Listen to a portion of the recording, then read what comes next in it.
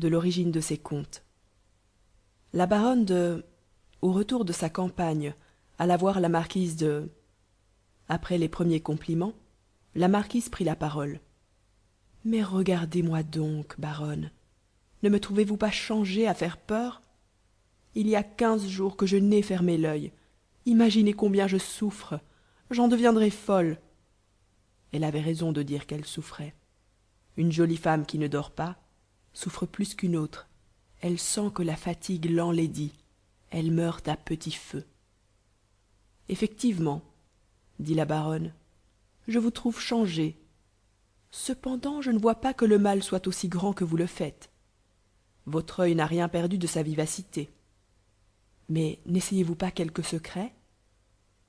À propos de secret, ne vous souvient-il plus de ce discours académique que nous récita l'abbé de... qui vous fit dormir de si bon cœur? Il est de nos amis, cet abbé. Faites-le venir à votre chevet. Si un de ses discours ne vous suffit pas, il en débitera 4. C'est un torrent d'éloquence. 4 discours? Dit la marquise. Ah, vous extravaguez, baronne. Mais savez-vous que vous me parlez là d'un régime assommant? Je dormirais à ce prix, moi. Et qu'importe à quel prix vous dormiez, reprit la baronne. Allons, madame, ayez cette obligation à l'abbé. C'est un homme de ressources, et ce n'est pas dans ses harangues seules qu'il est admirable. Il parle comme il écrit. L'autre jour il vint à ma terre avec ses nouvelles et ses contes usés. Il nous fatiguait plus lui seul. Au milieu de ce discours de la baronne, on annonça l'abbé dont elle faisait l'éloge. Ah, notre cher abbé, on se plaignait de vous, lui dit-elle. Les voilà, ces chers petits hommes. Dès qu'on les souhaite, on ne les voit plus. Madame la marquise est malade. Elle est travaillée d'une insomnie cruelle.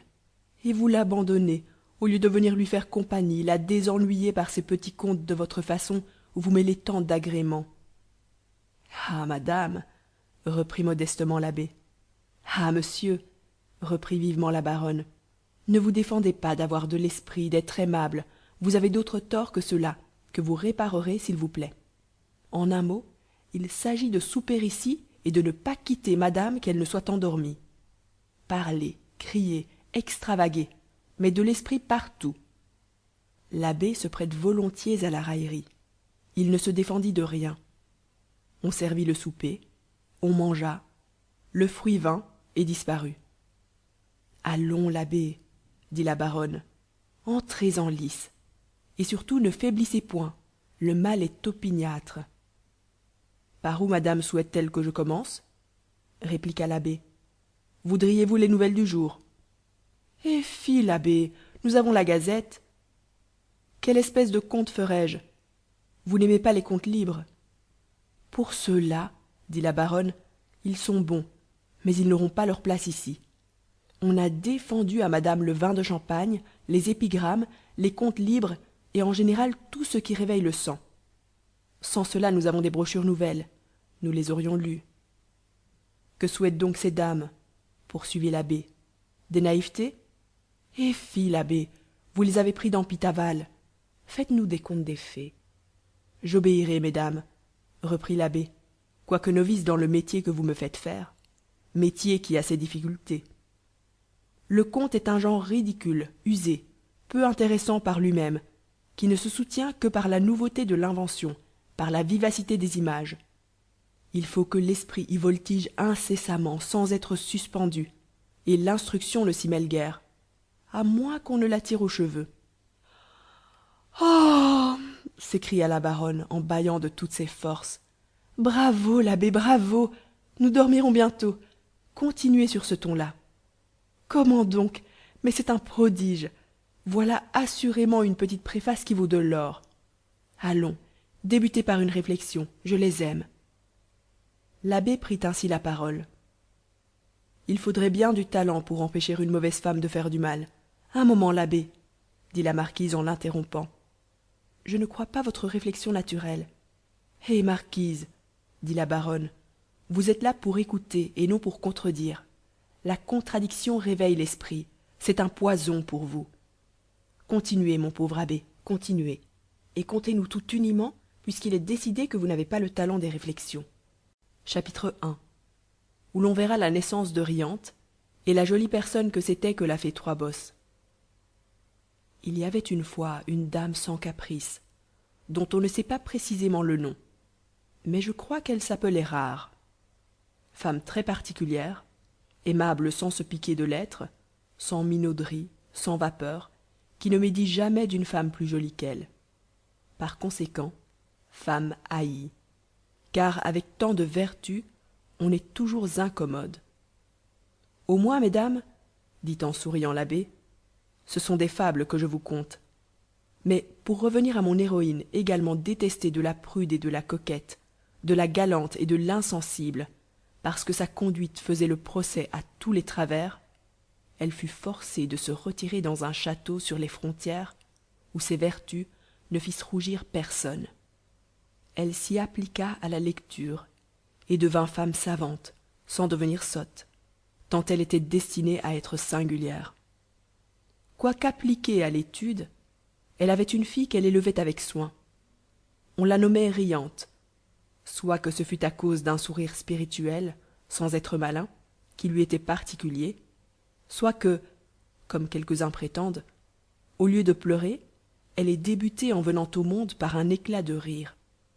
Les partisans de cette dernière opinion rapportent à ce sujet une anecdote qui ne laisse pas que d'avoir son mérite. Vous savez comme moi que les fées se trouvaient autrefois à la naissance de tous les enfants de condition. C'était une des prérogatives.